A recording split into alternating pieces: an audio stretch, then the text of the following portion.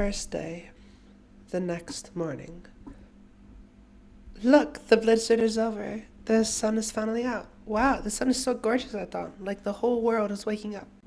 The light on the screen is captured by a sudden darkness which fills the sky.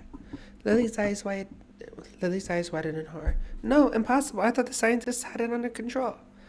She suddenly has flashes in her mind of someone running up to the summit of Mount Martyr. What the heck was that? Were those memories? She hears Elijah screech in horror. It's begun! The 7-day cycle! But how and why? There's no way Frederick would willingly destroy his own kingdom, so there's only one explanation. Azrael turned on Frederick and is going to use the planet-wide 7-day cycle, which means, starting on dawn of this day, we have 7 days to live before this world is destroyed. No, stop it. Stop saying stuff like that, Lilac explains. We were supposed to spend our lives together. Lily holds her hand. Lilac, I promise you, we will. No matter how long we live, we will live together. But I cannot allow this world to be destroyed. Flawed though it may be, it is my home. We've led across the entire world to get here. So we had already mapped out the route back to the royal palace, where we would likely find Azrael. But still, what about my sisters? Will they be okay? I guess that's all the more reason to go there. But how? We only know basic magic, and what kind of monsters will we have to fight while this darkness remains? I'm surprised your father never told you, the old man starts. The 7-day cycle consists of the 7 waves of monsters.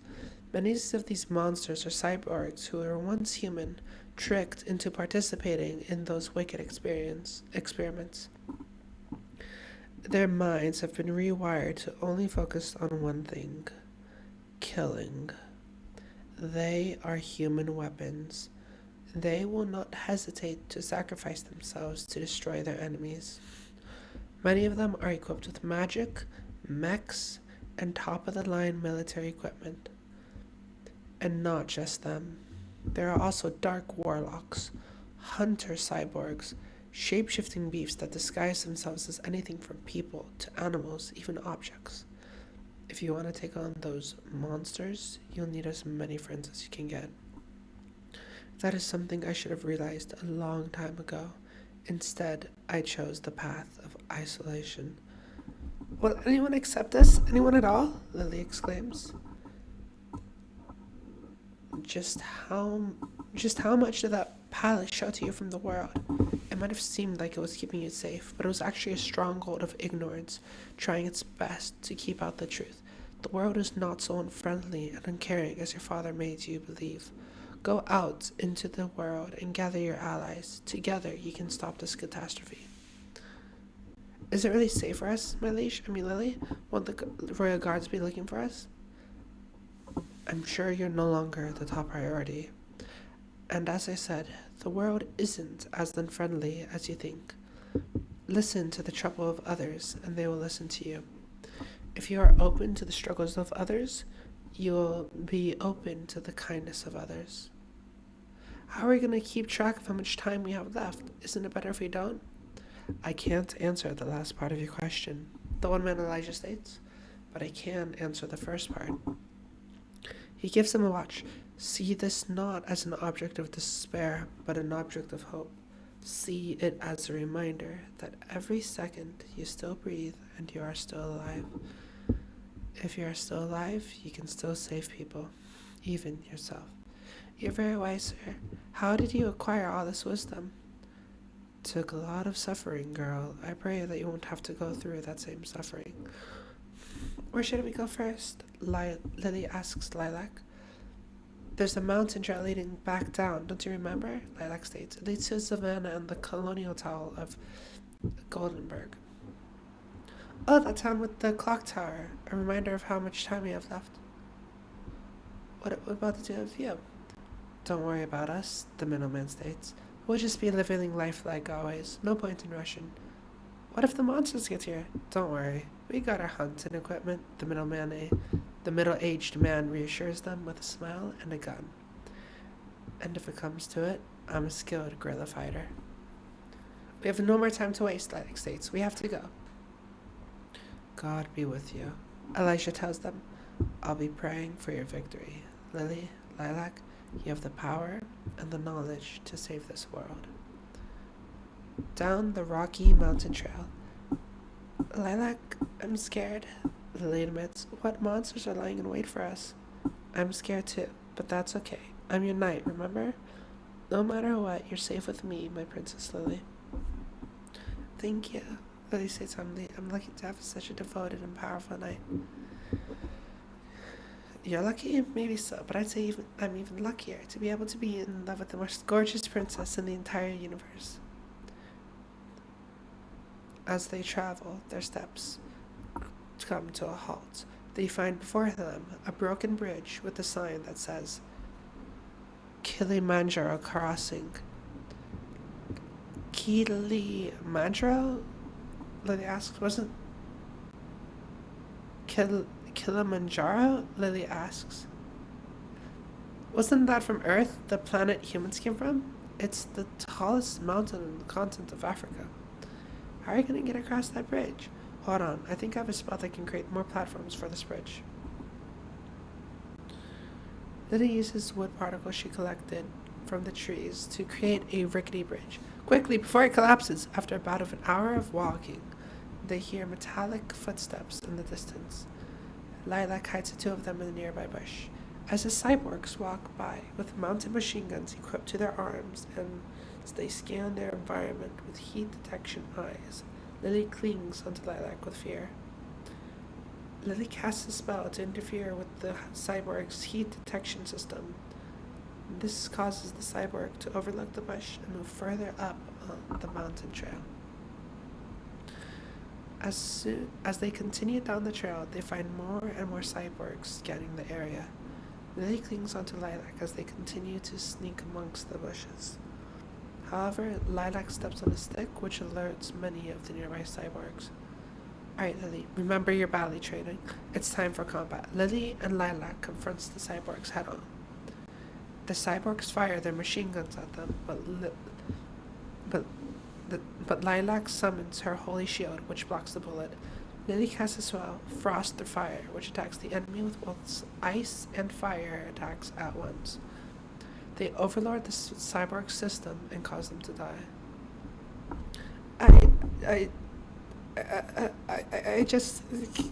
I killed someone. I just killed someone. Lily stakes, guiltily and stuttering in a shade of stop, in a shocked state. Focus, Lily. There's more coming. Lilac attacks one of the cyborgs before they can even fire by blocking the bullets with her holy shield, charging at them and cutting them down. The other cyborg fires at Lily, while Lily blocks the attack with an ice barricade. Lilac cuts down the other cyborg while it fires at Lily. However, more cyborgs are approaching. We have to run, Lily. We can't take them all. And so, Lilac grabs Lily's hand and drags her away from the firestorm of bullets. However, a bullet hits Lilac in the leg. Shit, Lilac! Lily struggles to carry Lily as she approaches the nearby city of Goldenberg, with golden spires all around the town amongst the juxtaposition of wooden and stone buildings. The local police are in a gunfight with the cyborgs outside the city wall. Help! My girlfriend is injured! Lily exclaims.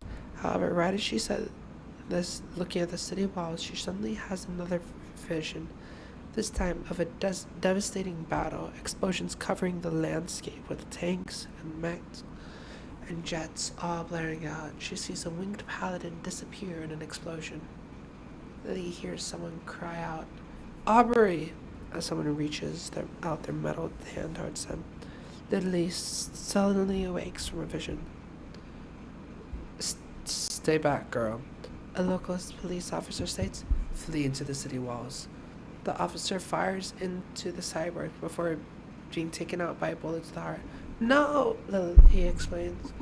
Keep going, Lily, Lilac exclaims. Don't stop for anything. You need to get us to safety. They run further into the city, into the walls, and away from the cyborg army. Lily brings Lilac into a hospital where first aid is performed on her, which removes the bullet and uses healing magic to repair the wound afterwards. Those cyborgs were humans, Lilac states, staring at her hands, which she imagines bloody. I just killed a man. Oh, it's self-defense, Lily. Wrong as it is, we need to survive now that this 7-day cycle has begun. After a few moments of silence, Lily says, I had a horrific vision when I got here. It was a huge battle that engulfed the entire city of Goldenberg. But I don't understand. It felt like a memory, but I never saw anything like that. Am I remembering memories I never had? I don't know, Lily. I'm just glad we're both still alive. As Lily stares at the clock tower, Lily asks Lilac, I don't know what to do. Should we tell the public how much time they have left? It will definitely incite a mass panic if they believe us, that is. But considering the circumstances, they might believe us. I don't know, but the two of us alone can't take on more monsters. We need to find someone who knows magic here. They search around the city, but most are taking shelter in the homes. However, something stands out to them. Some sort of gay bar remaining open amongst the chaos. They decide to go and investigate. Welcome, girls. A short and cute orange-haired bartender in a black and white maid outfit mixed with a scientist robe and reading glasses greets them. Their gloves each say something different. One says good and the other says dream. Would you like anything to drink? They ask. Oh, we're not old enough to drink here. Just here to cool down? That's fine, girls. Just don't get any fights, you hear? Of course. Lilac and Lily take a seat as they notice the depressed atmosphere around them, and yet this bartender just radiates happiness amongst it all. Like a shining beacon of light in a storm, the bartender sings a song to themselves as they pour drinks to their customers who look as if they've seen death. You know, it's nice to see a cute girl to lighten the mood. Oh, I'm a boy. Lily spits out her drink. Oh, sorry. No, it's fine. I get that a lot. Dang, he's cute, Lily thinks to herself. I want to ask him about any magic users in the area, but I feel a little intimidated. It's alright, Lily. Puff out your big chest and stand up tall. She walks over to the bartender. What is it, darling? The bartender asks before Lily begins to say, where is you okay, honey? Bartender asks with an entrancing smile. Lily starts blushing. Wait a second. The bartender thinks is that? It can't be. They're so cute. Silly girl, Lilac thinks to herself before standing up and approaching the bartender. Hi, we're looking for a magic user in the area. Why is that? I can't say. Just please tell us. Well, would you like to speak in the back for a moment? Hold on a second. Lilac walks over to Lily and whispers to her, Are you sure we can trust him? What if he's working with the Royal Guard? I'm sure we can trust him. Lily smiles, still entranced. Focus, Lily. Do you want to be captured and imprisoned by your father? Just like that, Lily was awoken from a trance. What? Of course not. Suddenly, there's a knock on the door. Open up. This is the Royal Guard of Frederickland. Speak of the devil. What do we do? I don't know. Let's hide under the table. There's no time to think. The bartender walks over to the door and opens it before the Royal Guards. Hello, Mom. They tell the bartender. We're looking for Prince Wyatt, heir to the throne of Frederickland. Shit. Lily cusses to herself. We believe he is in this town. Have you seen him? Nope. Haven't seen a thing. I'm afraid we still have to check this bar. Please step aside. The bartender shoved aside as the Royal Guard's politeness vanishes. Alright, I'm getting impatient, one of the guards states.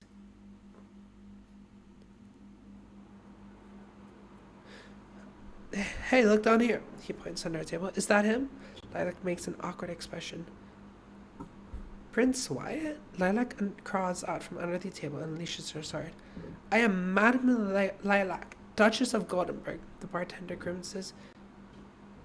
If you wish to capture Princess Lily, you have to go through me first. Lilac? Princess, one of the guards exclaimed. Yes, now leave or die by my sword. Whoa, relax, let us prepare ourselves. You're here to bring me back to the king, aren't you? Lily explains. Well, I won't allow it. What? Haven't you heard? The king is dead. Lily's eyes widen in shock and horror. My father, he's dead? Yes, there was an insurrection last night at the royal palace. And at dawn in the morning, the sky was enveloped in darkness. We don't know what happened. Our last order from the king was to cancel the search for Prince Wyatt. What? We're not here to capture you. The world has fallen into chaos in a matter of a single day. All the governors have been killed. A lot of the local lords have been slaughtered. So many serfs must free and now roam free. As if that's a problem, Lily thinks to herself. Let them have their freedom.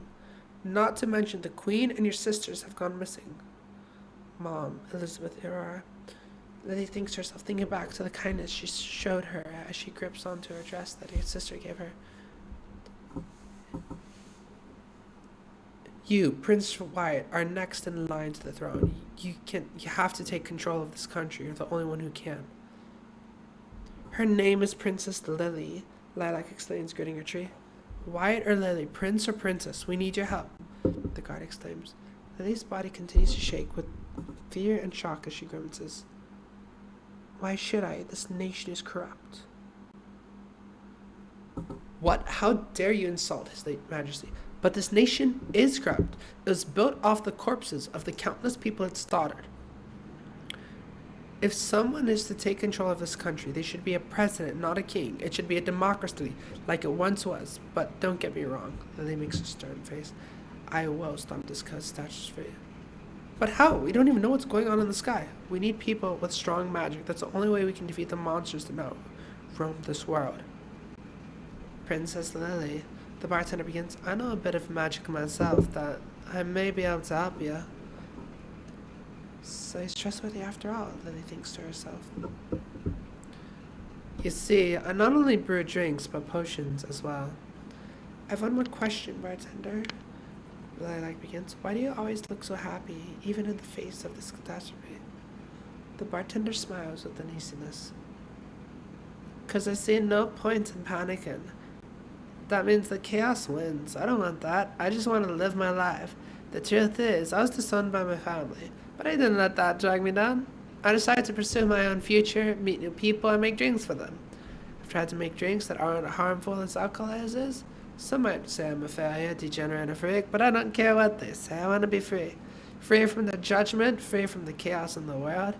My gay bar here is a safe space, a hub where anyone of any race, gender, ethnicity, religion can seek asylum. This area, it used to belong to the native people here. That was until it got colonized by Frederickland, of course, and this town is built over the land. I'm hoping that with this place, I can give a little bit back of what we stole. But you are the Duchess of Goldenberg, are you not? She asked Lilac. Not anymore, Lilac states. I am the Holy Knight of Lily's Word. Lilac, Lily blushes. Can we talk with you all in private? Yes, ma'am, but what about the customers? The bartender exclaims. This is a matter of life and death. They can wait. Hey, what's this all about? Someone explains, sitting at a table with their boyfriend. Calm down, okay? The staff will fill in for a bit.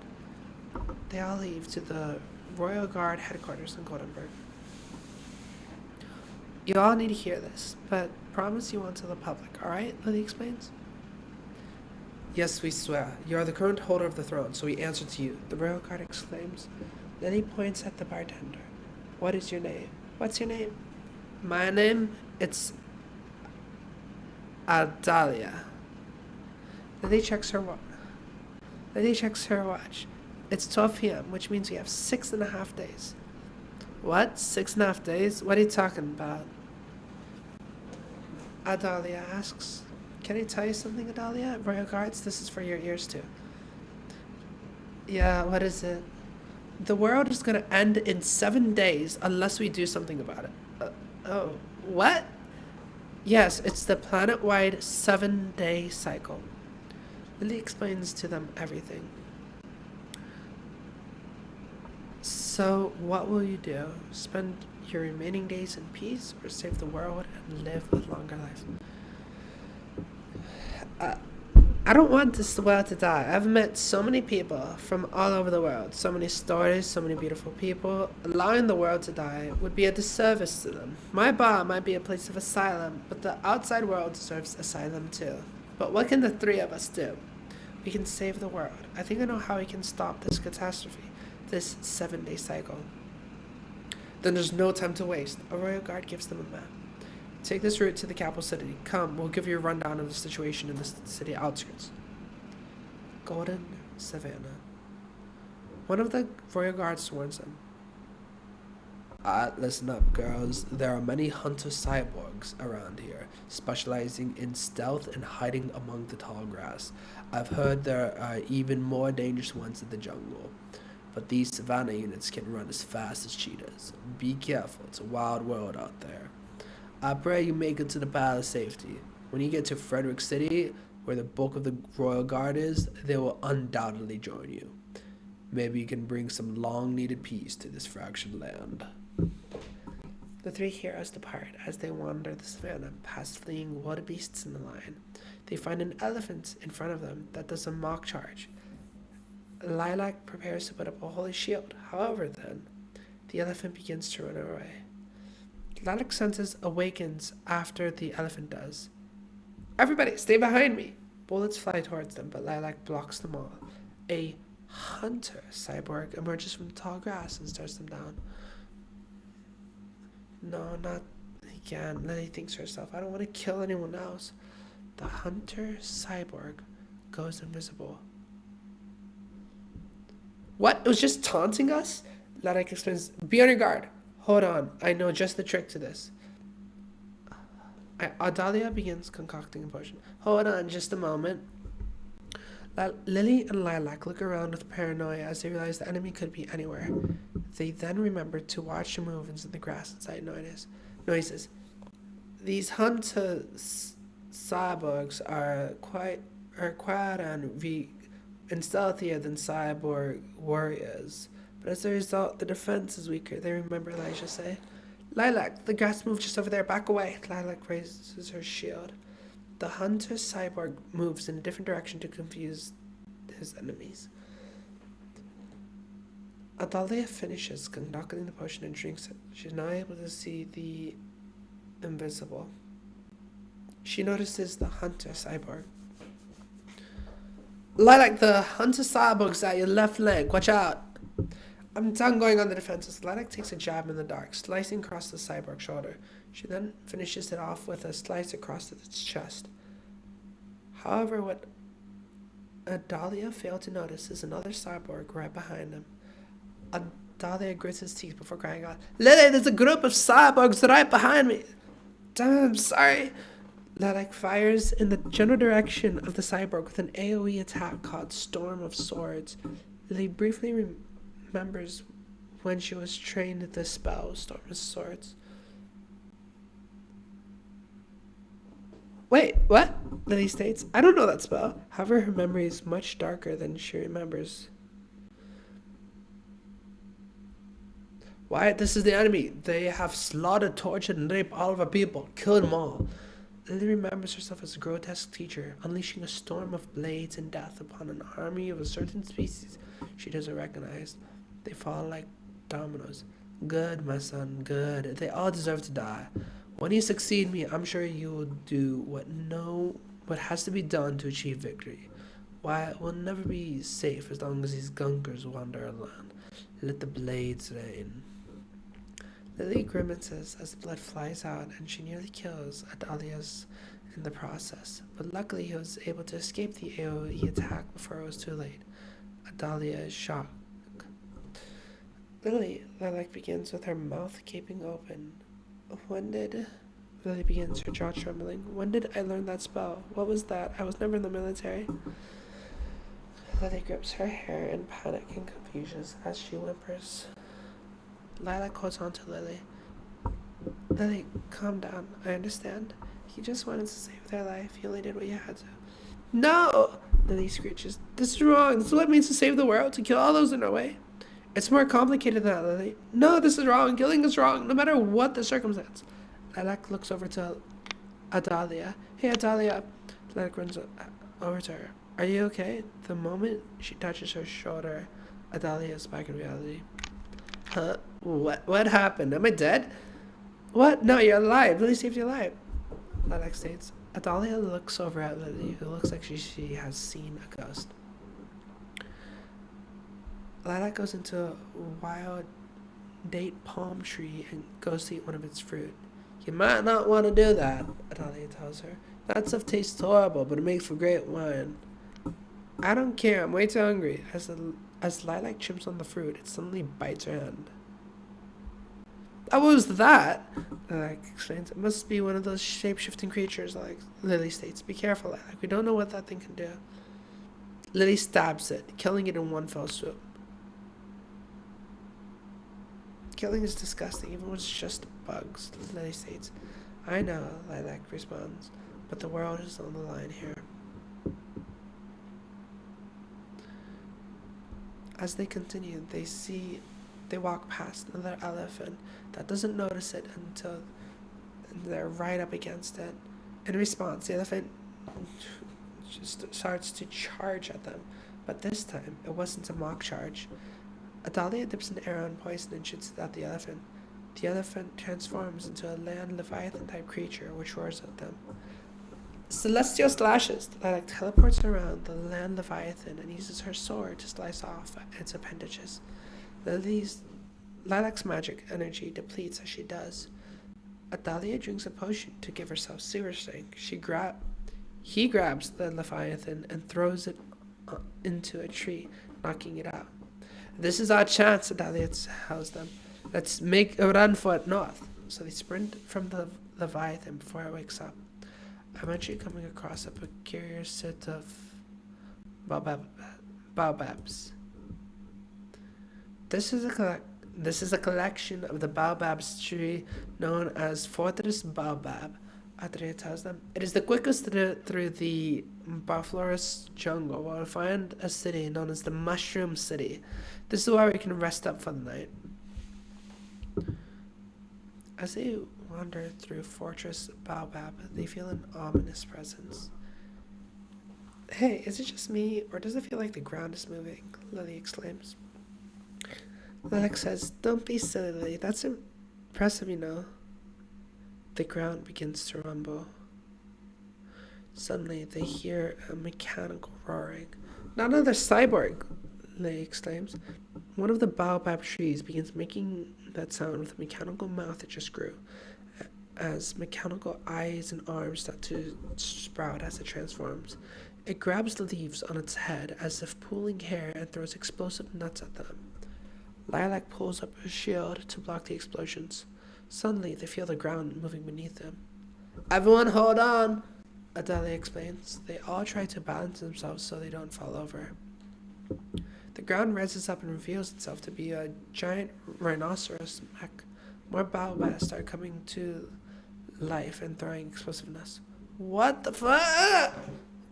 Lilac exclaims before raising her shield. The sheer number of explosions shock her body around and weakens her shield. We need to retreat onto the ground. Are you crazy? No, you have to fight this thing head on, Lily explains. It's better than being up here and getting blown up. The heroes descend onto the ground beside the mecha rhino. The rhino horns suddenly turn out to be a monster lord as it launches sharp mortars at them. Adalia begins conducting a potion to interfere with the electronic systems, a chaff potion. Adalia throws it at the rhinoceros, which breaks and confuses the mech. Lilac takes this chance to attack it with her sword, only to find her sword isn't strong enough to break it, but only put a pretty significant dent in the body armor. Lily, I'm so sorry to ask you to do this again, but we need you. Lily, on the other hand, just is sitting, pulling her hair and covering her face. I don't want to. I don't want to kill anyone else. I know, and I'm sorry, Lily grimaces before the minor wreck tries to stomp on Lilac, and Lily uses Frost through Fire again. It blasts the rhino and prevents it from stopping Lilac. Lily pulls her out of the way before it stomps down. However, the rhino mech is still standing. It must have some sort of weak point, Lilac tells them all. But where? Everyone back away! Lily blows up the mortar before it fires, creating a huge explosion, making her fly backwards. Suddenly, Lily awakens in some sort of white void. No. I didn't die, did I? No, I can't. No, it can't be. Not yet, not yet. She suddenly sees some tribal man approach her. I've been waiting for someone like you to show up. Who are you? I am the chief of the Savannah-land tribe.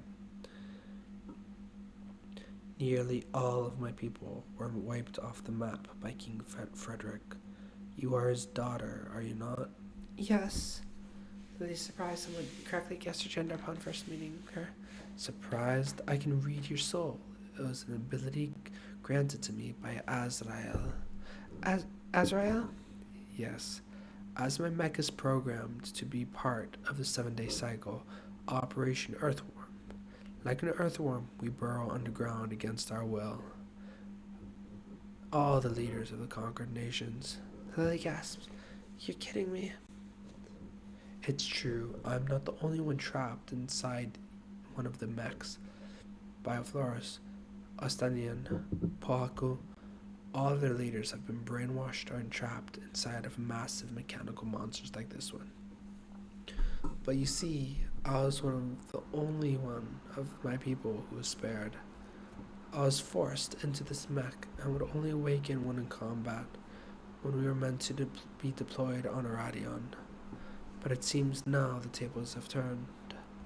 I have been trapped in this infernal beast for decades. You have finally freed me, Princess Lily.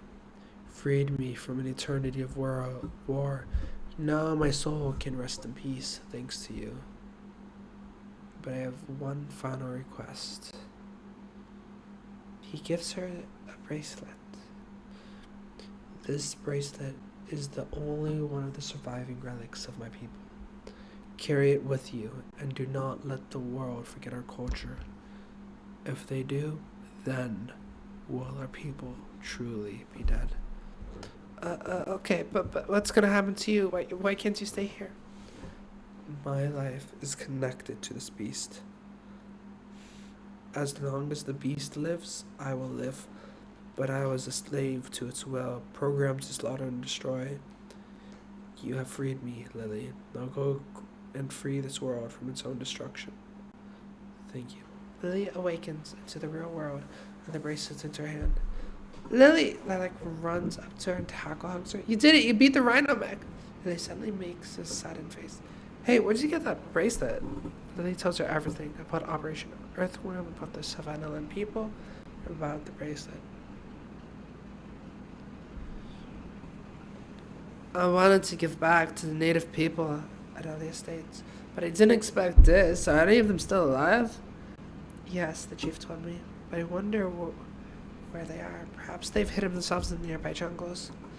That's likely the case. Lilac makes a disturbed face before saying, but still, there are more of those mechs. One for all the conquered territories annexed by Frederick.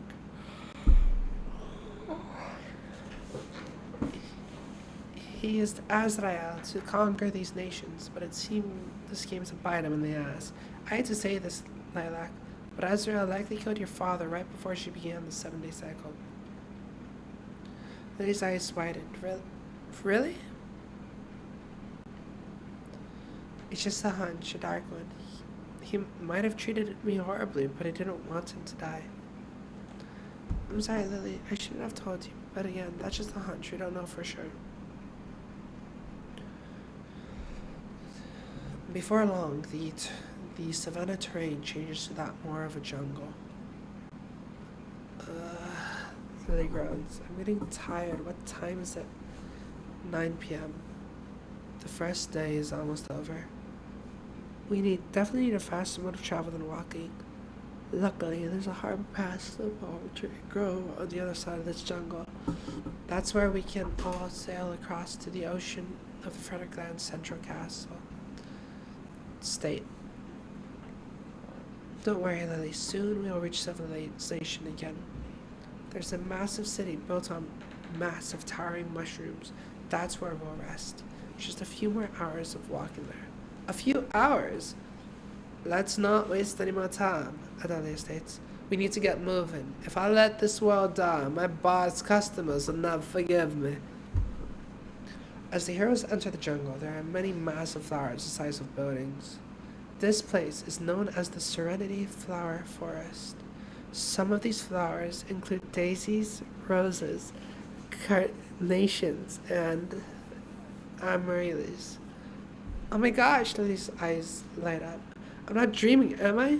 Lilac, kiss me to make sure I'm not dreaming. Silly girl. Lilac gives her a kiss on the cheek. Lily's eyes light up again. It's real. How come we didn't pass through here on our way to Mount Martyr? Lilac giggles. Don't worry, I can see as many times as you want when you make it to Mushroom City. Lily blushes. Adalia looks away awkwardly. I think I should stay on this. And that's for why we didn't take this route before. There were too many guards patrolling here. Now there is not. Strange, I wonder what happened to them. The flowers lit up with the lantern flies, illuminating them in the darkness like a wonderful flower light show. Lily smiles blissfully and thinks to herself, it's like the garden, but way more spectacular. I feel like I'm on a stage and people are cheering me on. Lilac smiles as she thinks to herself, it almost feels like Lily has the heart and soul of a child. What a precious girl, and yet she has such a mature mind and body. She has become more mature than I ever have. I've seen her become somehow more childish and more mature simultaneously for the many years I've been with her.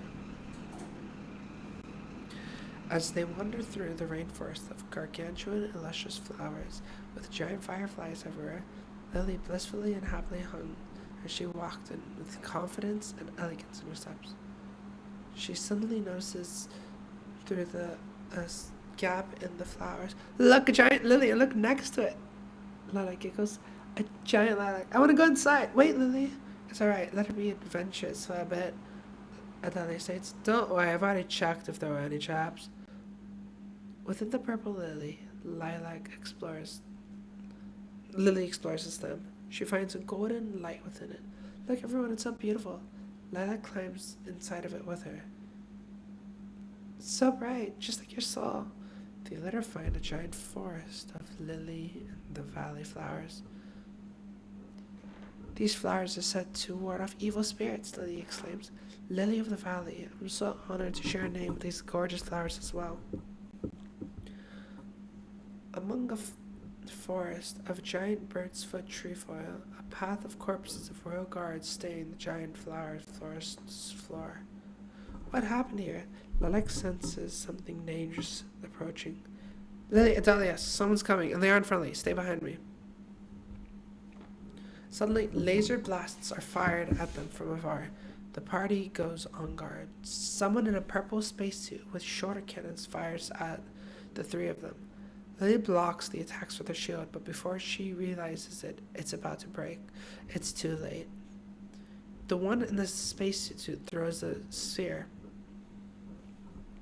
hitting through the shield, stabbing Lilac and electrocuting her. The spear suddenly comes back to him through a line of electricity like an electric boomerang.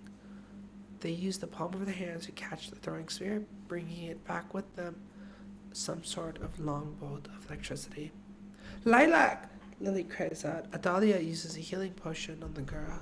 Lily uses the spell Arced Waterfall to shoot water from her hand in an arc shape onto the electric line, which pulls back the throwing sphere. However, there's no effect. What? How? It must be some sort of alien technology. Or is it Uradion?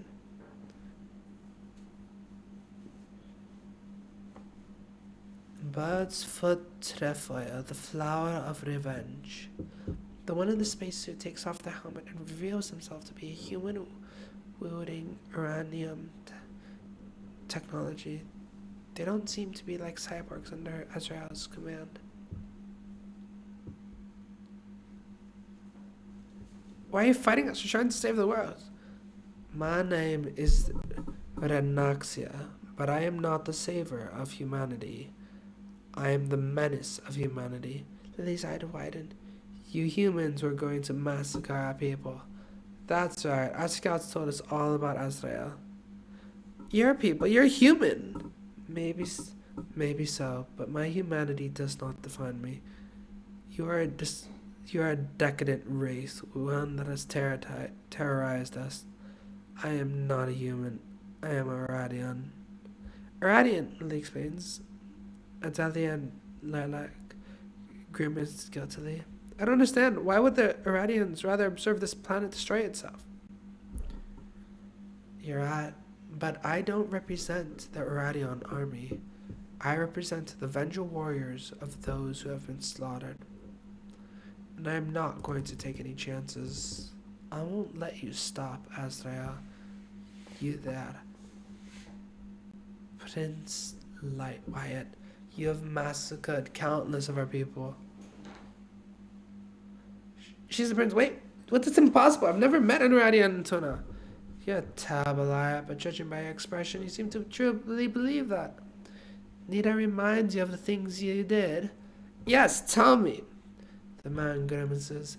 You act as if you don't even remember. Fine, then I'll jog your memory. He rushes up to her and touches her scalp as Lilac tries to slice him. Lily is suddenly bombarded with memories. She observes through the eyes of the birds as she unleashes a storm of sword onto an army of Uradians with her king at her back. Good, my son, good. They all deserve to die. When you succeed me, I'm sure you'll do what has been done to achieve victory. Wyatt will never be safe as long as his Gungas wander on lands. Let the blades rain. She looks deep into her own eyes. They look soulless. What the? How did this happen? I look like a robot. It's like he was mind controlling me or something. Lily stares at the emotion. Lily looks at how she stares, emotionless, at the people she killed. How could I do that? How could I slaughter countless souls without a second thought? Mind control or not, I still did these things with my own tiny hands. No, stop it. It can't be real. But it is real. The man bursts into her dreamlike state. You killed them all those soldiers conscripted to fight in a war they didn't want. How could you sleep after night after what you did? I didn't know, I swear. Lilac cries. No, it's no. Then prove it, human. You said you know Azrael? Then surely it must know about Frederick's mind control and memory wiping powers. A convenient excuse. Regardless, he still caused devastation to my people, whether it was your will or not. And even then, you would stop Azrael from giving this world its judgment. I can't let that happen. You will perish. Right here. Right now. He pulls out a blaster and starts to charge as power centralizes to a core and then begins to enter a cannon. As that happens, he feels a weight planted into his armor. That's not what he's used to. Looking down, he notices the sticky bomb. Red Noxia panics and removes his arm cannon, throwing it onto the ground and using the explosion to cover the escape. I thought, did he do it? After him, they try to catch up, but he lays the ground traps as they advance, traps unfamiliar to them. Lilac, what are those things? Lily exclaims. Where's the safe to escape? I don't know. Adalia uses her trap detection. They're laid out across the ground randomly. There, and there. This isn't specific enough. By now, Red Noxia have already gotten away. You coward! Don't run from your enemies! Lilac, I'll be as cowardly as the lag and still not reach anywhere near the level of cowardice you possess. Next time I see you, I won't be alone. Pray to your God, humans. Why'd you call out to him, Lilac? I knew the guy would bring serious trouble, and I was right. As mad as I am that I let him get away, we're simply outmatched. Adalia, check the trail for more traps. Let's find some shelter. Mushroom City. Giant, towering mushrooms of all sorts of different colors, and bridges to connect them all. Many mushrooms have been made into living spaces. Suddenly, Lilac is suplexed by a man with a blue bandana. What the? Lilac explains. As the man with the blue bandana runs at Lily, she backs away and he suddenly changes direction, charging at Adalia, grabbing his arm and throwing him to the ground. Insufficient reaction time, the man in the blue bandana states. What the heck? I apologize for my rudeness, the man in the blue bandana responds. Upon closer examination, he's tall, buff, six-pack, and with a thick jawline, scruffy brown hair, and a blue magic headband. He seems to be wearing a martial artist uniform, which involves baggy pants, a shirtless with top surgery scars. His blue starry headband is engraved with a magic spell rune which says subdue. Observed you all as you enter the city. You seem to be wandering warriors. I needed to test your defenses. None of you were prepared for my entrance. Do you think there would be no danger here just because you're in the city? We weren't prepared. We weren't prepared because you're lightning fast, I thought they explained. I mean, come on, that's not a nice way to greet someone you've just met. Again, I apologize. I needed to test your combat abilities. I need to make sure you're prepared for the cyborgs roaming the jungle. Why did you throw me to the ground and get on top of me? They asked, disappointed. Lily, Lilac explains. Baffled and blushing, you're the prince. No, you look to be the princess of Frederickland. I would get in deep trouble if I were to attack you. Does it mean I passed Lily's eyes light up? Bob, because a gorgeous face and pretty dress. Stop right now. Lily blushes a storm in response to Lilac's comment. You look like you haven't slept at all. Let me escort you to my home. No, we're good. Lilac fake smiles with a slight irritation at the man in the blue bandana. Oh, please, I need to make up for attacking you, don't I? That's why I don't trust you, mister. You sure you don't want to go through the trouble of paying for this hotel, do you? Let me get this straight, buddy, Atalia states. You attack us, insult us to our faces, and then offer for us to sleep at your place. The man at the blue bandana beams, the teeth shining with a proud smile. Yes. Adalia makes a dumbfounded face. Let's stay at his place, Lily exclaims. I'm too tired to check into the hotel. What? Lily, be rational, Lilac explains, baffled. I'm too tired to be rational, Lily explains. Hey, I'm tired too, you know. I think we can trust this guy. I don't know, just his vibe, that's all.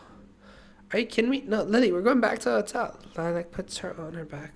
Pigback guy. Lily quickly falls asleep on the girl's back. Suit yourself. The man in the blue bandana hands him a pile of money to pay for the hotel costs. Lilac's eyes twitches with confusion and irritation. She takes the money and carries Lilac away. Ah, what a day. She checks her watch. The first day has already passed, but we won't get anywhere if we don't sleep. Once we're done, we're gonna hibernate. Yeah. Adalia states tiredly. They all go to rent a room when they notice something. What the heck? Lilac explains, looking at the pile of money the man in the blue bandana gave him. This is enough money for a 5-star hotel. The party travels to the Amanita Hotel to settle in for the night. Luxury doesn't even begin to describe it. Practically the whole place is made of marble of varying colors and some glowing magic shroomstone. When Lily and Lilac enter the room, Lilac runs her hand up to Lily's dress before picking her up like a princess, making Lily feel unbelievably euphoric as she is brought to the bed. For a moment she forgets about all of her troubles and wanted nothing more than to be held by her previous night. Precious night. Lilac runs her hands up Lily's dress again, this time with even more intensity, and they couldn't help but kiss each other at the same time, holding hands as they do so. Lilac begins stroking Lily's hair, and for Lily, the feeling goes too heavenly to describe. Don't think you're getting it away that easy. Lily teases Lilac playfully as she caresses Lilac's hair as well, and Lilac instantly submits. Where did all that down energy go from earlier? Lilac blushes. Lily giggles like a little girl. You're way too much fun to tease, you know? It's impossible when you're this pretty. Lily giggles harder. Lilac blushes up a storm, using the blanket to hide her tomato red face. Lily opens the covers, revealing Lilac's flustered tomato red face, and Lily kisses her deeply and embraces as they get lost in each other. You smell so amazing, Lily. Lilac laughs with glee, especially your hat. It smells absolutely divine. What your booty is? Just coconut lotion, one of the things I took from the palace. Lily snickers.